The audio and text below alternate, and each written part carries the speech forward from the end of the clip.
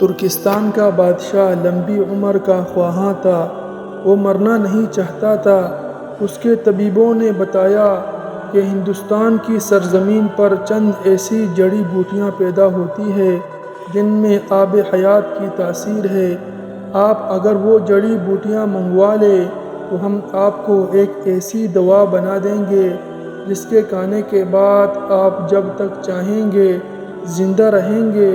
Turkestan کے بادشاہ نے 10 لوگوں کا ایک وفد تیار کیا اور یہ وفد ہندوستان کے راجا کے پاس بھجوا دیا۔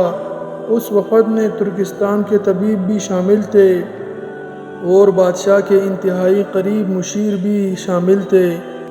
اس وفد نے ہندوستان کے راجا کو ترک بادشاہ کا پیغام پہنچا دیا۔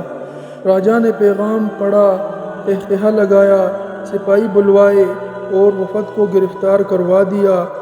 راجا گرفتاری کے بعد انہیں سلطنت کے ایک بلند و بالا پہاڑ کے قریب لے گیا۔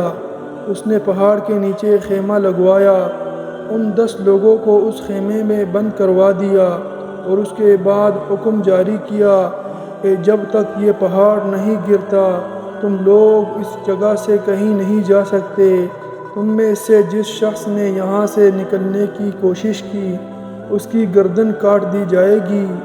راجا نے اپنا فوجی دستہ وہاں چھوڑا اور واپس شہر آ گیا۔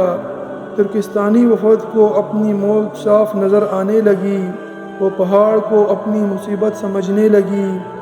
مشکل کی اس گھڑی میں اللہ تعالیٰ کے سوا ان کا کوئی مددگار نہیں تھا۔ وہ زمین پر سجدہ ریز ہوئے اور اللہ تعالیٰ کے حضور گڑگڑانے لگے۔ وہ صرف کھانا کھانے، رفع حاجت یا پھر وضو کرنے کے لیے سجدہ سے اٹھتے تھے اور پھر اللہ سے مدد مانگنے کے لیے سجدے میں گر جاتے تھے۔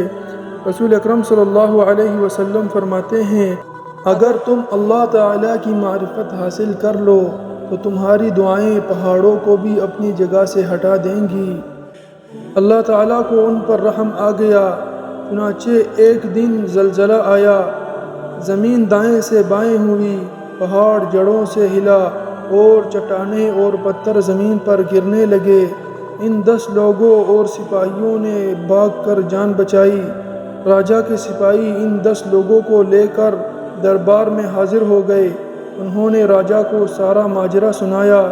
راجا نے بات سن کر قہقہہ لگایا اور اس کے بعد ان 10 ایلچیوں سے کہا، آپ لوگ اپنے بادشاہ کے پاس جاؤ، اسے یہ واقعہ سناؤ اور اس کے بعد اسے میرا پیغام دو۔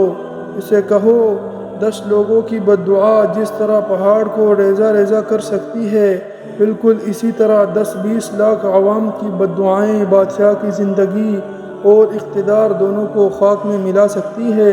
تم اگر لمبی زندگی اور طویل اقتدار چاہتے ہو تو لوگوں کی بد دعاؤں سے بچو، تمہیں کسی دوا، کسی بوٹی کی ضرورت بھی نہیں پڑے گی اور تم لمبی زندگی جی سکو گے۔ اللہ رب العزت ہمیں بھی خشوع خضوع سے نماز پڑھنے کی اور خشوع خضوع اور اخلاص کے ساتھ دعا مانگنے کی توفیق عطا فرمائے۔ ویڈیو پسند آنے کی صورت میں چینل کو سبسکرائب کریں۔ اللہ حافظ۔